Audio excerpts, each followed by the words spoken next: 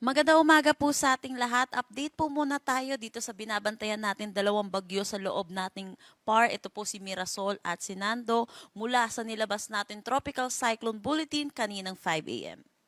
So unahin po natin itong si Bagyong Mirasol. Ito ay nananatili sa tropical depression category at patuloy na palayo na ito ng ating bansa. Ito'y huling namataan sa line 165 kilometers west ng Calayan, Cagayan. May taglay na lakas na hangin na umaabot ng 55 kilometers per hour at pagbugso na umaabot ng 70 kilometers per hour. Ito'y kumikilos west-northwest sa bilis na 10 kilometers per hour.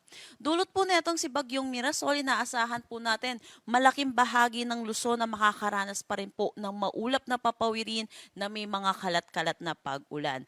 Habang papalayo po itong si Mirasol, nababawasan na rin po yung mga pag-ulan na dala nito, pero inaasahan pa rin po tayo may mga pag-ulan po tayo ngayong araw, kaya tutok po tayo sa mga nilalabas na updates po ng ating mga local PRSD regarding sa mga heavy rainfall warning, rainfall advisory, or kaya mga thunderstorm advisory.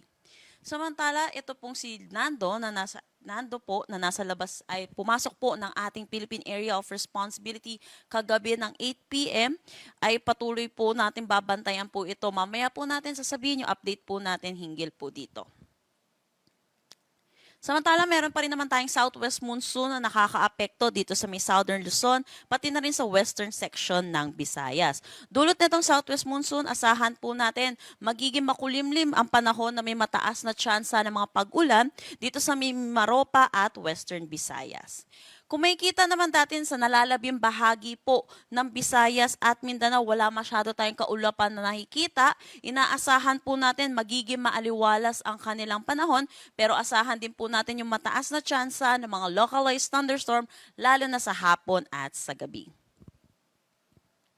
Para naman po sa track netong si Mirasol na patuloy pong palabas po ng ating PAR, kumikita natin magi-intensify pa rin naman po ito ng tropical storm category habang palabas po ng PAR po natin. At inaasahan po natin, lalabas po siya ng ating Philippine Area of Responsibility ngayong umaga or mamayang hapon.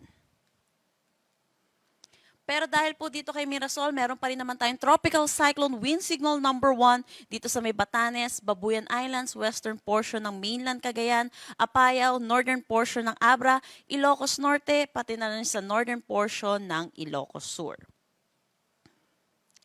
So, punta na po tayo dito sa pangalawa po natin bagyo na si Nando. Nananatili naman po ang kanyang tropical depression category at ito po ay huling namataan sa line 1,225 kilometers east ng southeastern Luzon. May taglay na lakas na hangin na 55 kilometers per hour at pagbugso na umaabot ng 70 kilometers per hour. Ito'y kumikilos north-northwestward sa bilis na 15 kilometers per hour. Dahil sa layo po nito sa ating bansa, wala pa naman po itong direktang epekto sa anumang parte po ng ating bansa. Pero inaasahan natin sa mga susunod na araw, paglapit po nito ay magkakaroon na rin po ito ng epekto at ng enhancement na rin po ng ating southwest monsoon.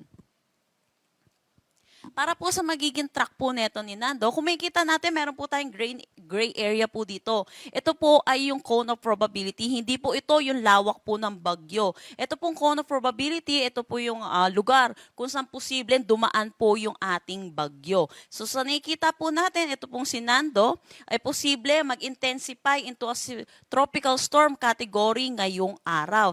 Naasahan din natin yung kanya at pagiging isang typhoon category, pero hindi rin natin inaalis yung posibilidad na ito ay mag-intensify into a super typhoon.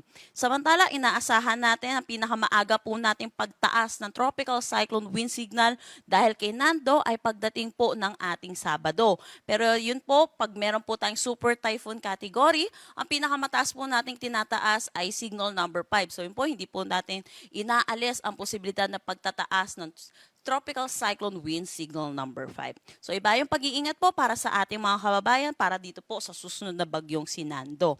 At isa pa po, dahil po ito pong bagyong si Nando ay nandito sa eastern section ng ating bansa. Meaning po magkakaroon tayo ng enhancement ng southwest monsoon kaya naasahan natin malaking bahagi po ng ating bansa ang makakaranas ng mga pag-ulan dulot ng habagat starting this weekend hanggang sa susunod na linggo. Iba yung pag-iingat po para sa ating mga kababayan dulot po netong habagat po natin. At yan po muna ang latest na update po natin dito sa bagyong si Mirasol at Nando. Next update po natin na press briefing ay mamayang 11 a.m. Yan po muna latest dito sa Pag-asa Weather Forecasting Center. Chanel Dominguez po at magandang umaga.